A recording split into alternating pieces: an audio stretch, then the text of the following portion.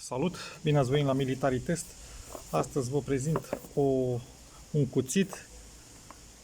Este făcut în China, inscripționat brandul Microtech. Vine într-o cutie de carton simplă.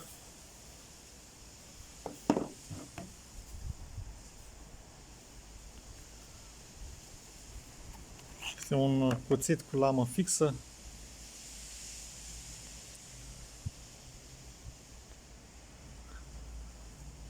După modelele clasice de cuțite cu buton automate, acesta este fix, lamă fixă.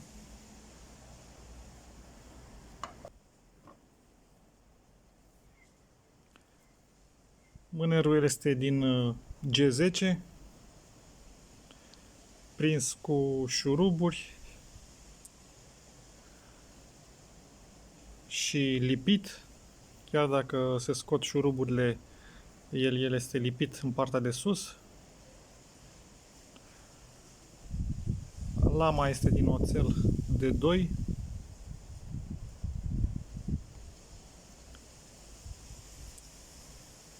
Are o serie unică.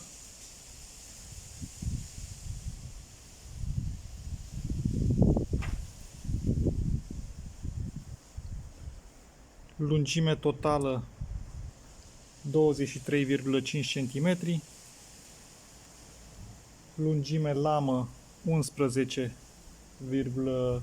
cm. Lățime lamă 2,1 cm. Grosime lamă 4 mm și o greutate de 132 de grame simplu sau 210 kg cu 10 grame cu tot cu teacă.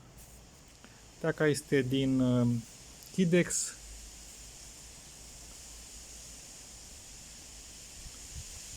Are gaură pentru scurgerea apei. Vine cu o prindere model Tecloc.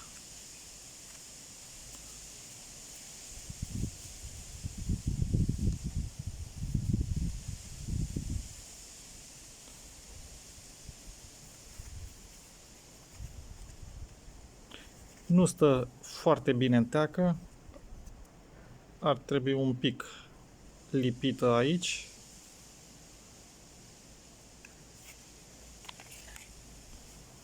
Poate fi purtat și la gât dacă îi scoatem prinderea.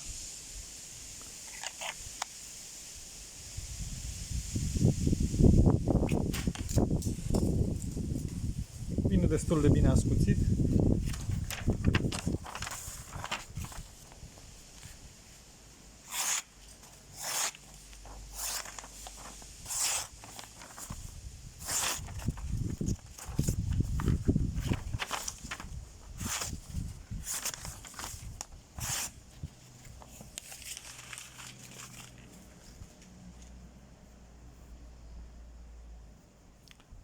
Lama nu este pe toată suprafața mânerului.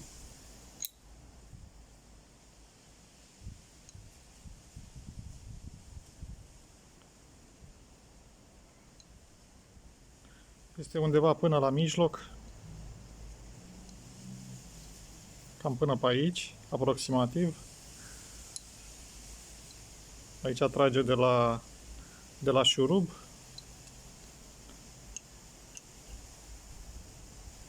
Cam până pe aici este lama în mâner.